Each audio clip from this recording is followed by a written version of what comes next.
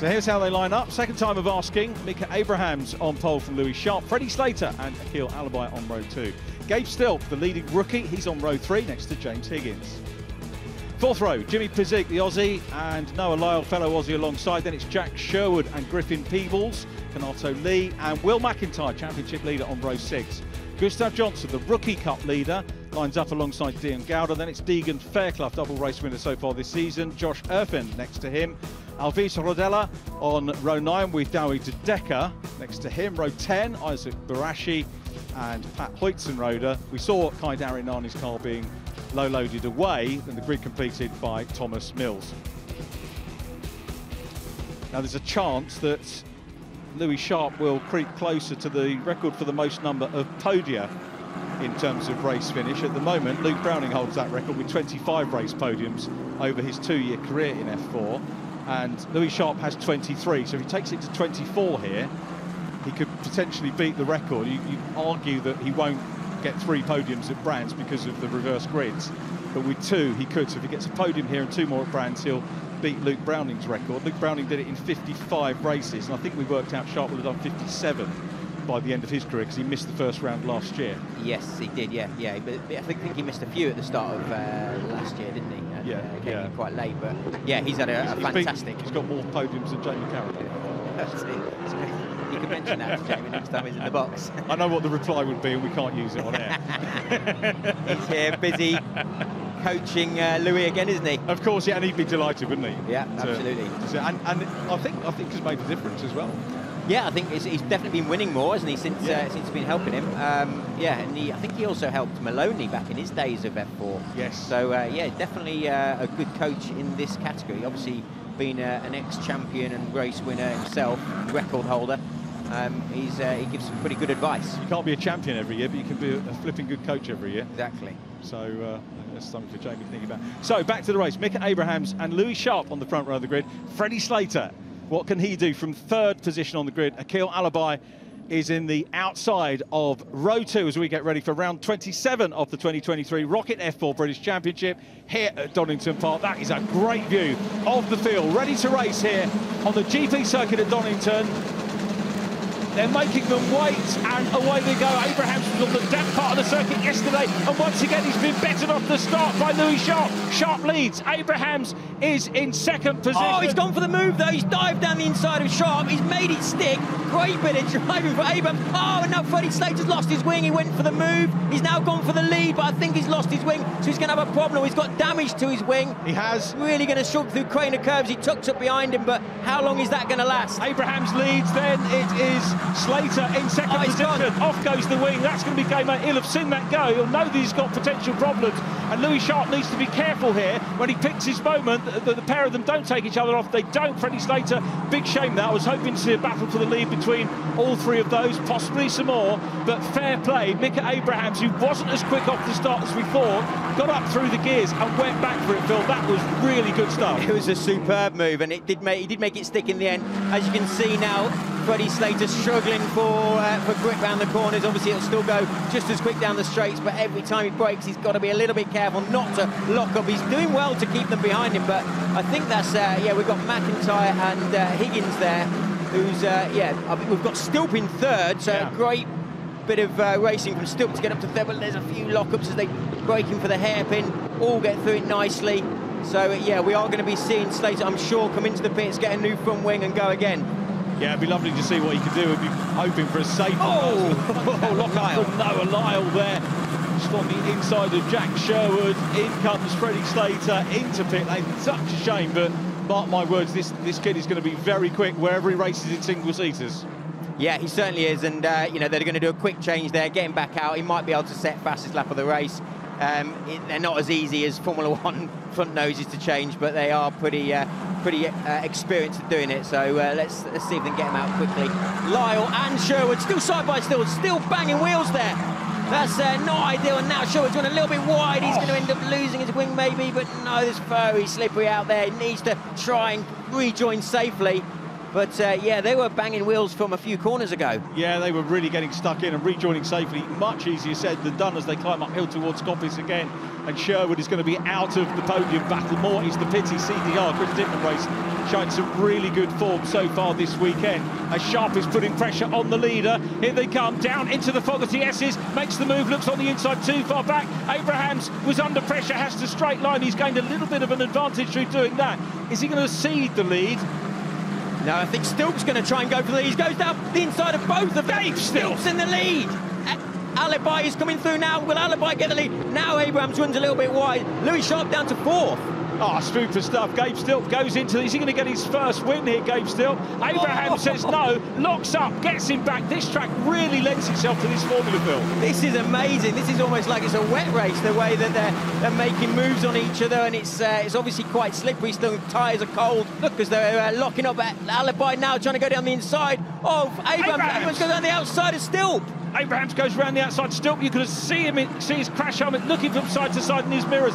Where was the competition? And the answer was it was Abrahams looking around the outside as they come down through the crane and goes once again into the old hairpin. And Louis Sharp finds himself back in 4th position here. Abrahams runs wide, makes a mistake, Stilp's back through into the lead. Alibi in 3rd, all over the back of his countrymen here, the 2 South Africans, 2nd and 3rd, with Louis Sharp, the Kiwi, not a Brit to be seen apart from Gabe Stilp, and he's in P1. Now Stilp should be able to get his head down and pull away while these 3 start battling away, but Abrahams is so good on the brakes in certain corners. He was a little bit too good as he went into the old hairpin because he just had a moment, and that's why he ran wide and made that mistake. But look at him now. He is quick, isn't he? He's pulled away from Alibi already on the back of Stilp. Yeah, do you know what, Stilp, this reminds me of the reverse grid race that I saw him do at Croft earlier on in the year. And bear in mind, Croft's got that hairpin as the last corner, not dissimilar to here at Donington Park, and he really excelled there, as Alibi has a little look as they go through the Melbourne hairpin, coming down towards Goddard's once again. And Stilp, though, look good. Here he comes again. Lock up from Gabe Stilp, and Abrahams goes through, takes him wide. This one might end up going to the Clerk of the Course. Not through what we've seen so far, no, but what might be yet to come. Stilp on the inside. He is left of shot. The rookie insignia, Rookie Cup, first-year driver, the multi-karting champion. Abrahams, the South African, on the outside. This time he gets forced wide. Now Alibi's through. Alibi's through into P2 and chasing Gabe Stilp. This is like a Janetta Junior race, isn't it? It's absolutely amazing, the way that they're all overtaking each other. It's fantastic. Stilp's doing a great job. Alibi now putting pressure on Stilp. Abrahams needs to stop making mistakes because he's got some speed in that car and he's doing a great job on the brakes, but he just keeps making mistakes. Now he's in 4th. He can win this race still, but he just needs to calm it down. Yeah, he certainly is. We've got James Higgins all over Jimmy Physique for 5th position behind the lead quartet. Alibi is in P2. Still the race leader, Louis Sharp. This is going to be a very nerve-wracking proposition for him. The man who is looking to get the championship lead back. And don't forget, we've got now McIntyre should be at the back of that lot as well. Yeah, I just saw Lyle as well running very wide coming out of Coppice. So he's dropped a few places, but now look at this. This is more like a 7-car train as they come through the chicane. Someone's run a little bit wide through the gravel, but Alibi now defending from Sharp. Look at Abrahams on the brakes again, down the inside of Sharp. Manages to make it stick by the looks of it, but Louis Sharp will then have the inside line, but no, Abrahams back in 3rd. Mika, quicker, here he comes then, and Sharp has got to fight for every single point here if he wants to take the advantage to Brands Hatch in 6 weeks' time. That's when the championship finale takes place. They've got a long gap to regroup. Freddie Slater, fastest lap now, he's out of the pits. He's in 20th place, and he'll get the bonus point for that. They all want the point. As down the inside now goes the number 5 car, that's Will McIntyre making up a place. So McIntyre closing in. That's what he needs to do. He needs to get within striking distance of Sharp. If he can get with Sharp, we'll see the championship battle come to life for real. Well, McIntyre's just overtaken Higgins. He's now just done his teammate Physique. So let's see if he can get his head down and chase down the next person, which it looks like is Sharp. That is his championship rival. He's in 4th. And yeah, we're going to see a hell of a battle going to Brands, aren't we? Yeah, 10-second penalty for Mika Abrahams. False start, was out of position. He was slow away from the start, so quite sure what that's all about. I thought he actually made a bit of a jump start. Let's see again. He's not out of position. Oh, he did, he moved. Yeah. Good shout. That's why you saw that he made a bad start. It's actually because he moved initially and then tried to slow down, but it's too late. He's already moved. He punished himself to some extent there, hasn't he? What a shame. What a shame. Oh, it's that Freddie. No, that's Who's that? That's Alvise Rodello, isn't it? The Italian driver joining us this weekend in the number 15 car. Had a retirement in race 1. Yep. And sad for him, but good that we got to see him on camera for a moment as things calmed down. Yeah, you can just see he ran a little bit wide going through Coppice, and unfortunately you just get dragged off the circuit if you run just a little bit wide through that corner, and it's quite deep gravel and it's very hard to get back on it. Now he's got a broken wing as well. A lot of broken wings this weekend. I think Gowda had 2 yesterday. He ran out the second time he came in with a broken wing. They decided it was game over for him, but he did win the held over race from Snetterton, Dion Gowda. Where is Dion at the moment? The answer is he's down in 19th place. He's going to be out of the championship with this one, this Dion, which is a little bit of a shame. Oh, that's Josh Irfan, isn't it? Yeah, Irfan is out of the race. Safety car? Yeah, I reckon we're going to get a safety car here. So as we can see this this battle further back, and we are going to see still got just under 10 minutes left of the race. So much has happened so far. Yeah, it's been like this all weekend, to be absolutely honest, and maybe we should have every round of Donington Park GP next year. We've had some great racing this year, but for me, this has just been the best meeting. Some of the team owners, I said, isn't it great that we got 4 races? They said no. They found it a little bit hectic, but for my mind, it's been a little bit of a feast for the eyes as the safety car is coming out with Gabe still getting the chance to... Is he going to calm these top 4 down, or is he just going to reignite things with McIntyre on the back of them? Well, I hope it's going to reignite things, because that was well exciting. If I was writing the script, Phil, this is what I would have wanted, because I want to see Sharp and McIntyre go wheel to wheel. Yeah, exactly. Championship. The fact that McIntyre's come from 12th and he's now up to 5th is pretty impressive stuff, considering he's not had the best of weekends, and he's still leading the championship, but only just. And now it's going right down to the wire with a few laps left at the end when the safety car comes in. But we'll just have a look to see what happened here early on in the race. Yes, that's when Freddie Slater lost his front wing, but it was already loosened from a little bit of contact coming out of turn 1. And further back, later on, sorry, we can see this amazing move from Abrahams. 3 abreast as they're going into the final corner. Big lockup, still makes the apex, gets it stopped. And what a move. I mean, that is some driving from Abrams. He's obviously had a lot of mistakes during the race as well, running wide through the gravel. That gave a run up for Louis Sharp. He's had a few of the lockups as well, but this boy's quick, isn't he? Yeah, that was a beautiful shot, wasn't it, from our directors, and the slow-mo, absolutely fantastic of him getting that first move. Another replay. He goes again. That is the same shot again. He makes the apex, gets in front.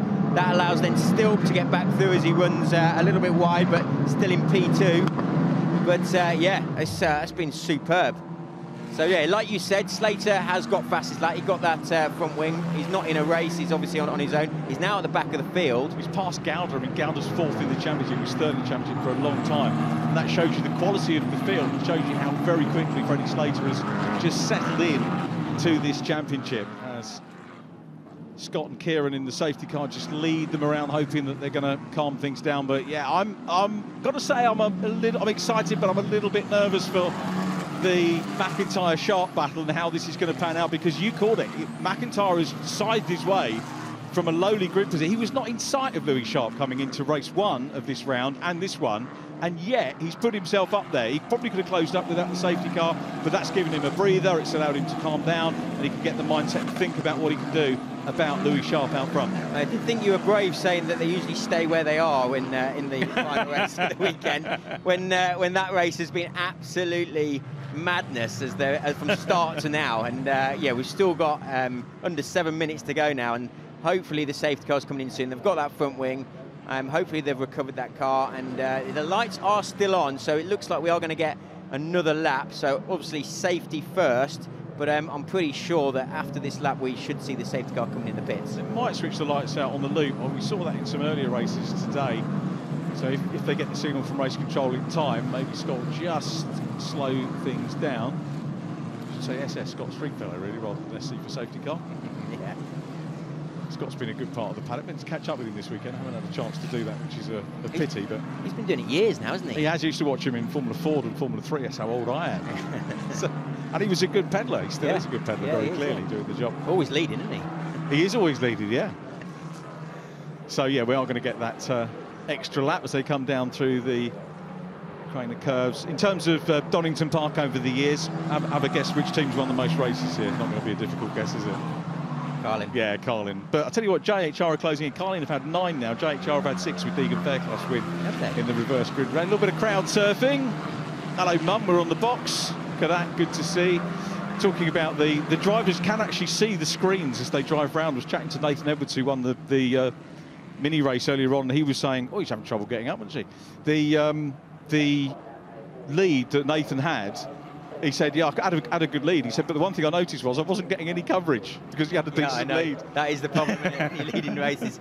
It's usually the problem that Ash Sutton has in touring cars, isn't it? He doesn't get any coverage because he's always out front. Yeah, we just make do with the interview. Lights out on the safety car, so we're getting ready to race again with just 5 minutes to go in this ROKiT F4 British F4 Championship, certified by FIA. A reminder, I haven't said it for a few rounds, but certified by FIA means that these points you get for winning the championship, being in the top position of the championship, count towards the licence that you're required to get into Formula One. This is such an important step on the ladder in motor racing globally, not just in the UK. So Gabe Stilp there, Alibi in second, Abraham's third, Sharp fourth, McIntyre in fifth, and they're getting ready for our restart. Quick prediction, Phil, for the restart?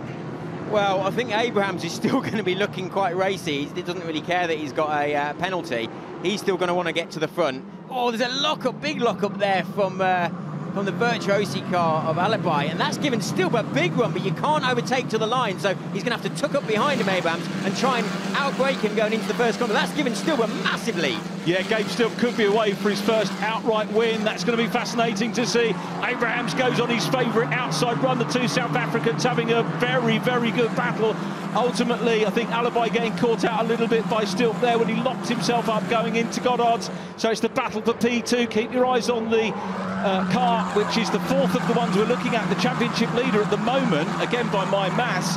If they stay like this, which they probably won't, it'll be a tie for the championship unless the fastest lap changes. And Sharp's getting in the mix here and goes through and pops the move on Abrahams. And now we're going to see McIntyre come through as well. McIntyre trying to chase Sharp. Uphill they go into Cobham's corner, and he's through. Abrahams got caught napping a little bit there. Akil Alibi getting away, but here comes Alibi back with James Higgins up behind him as well.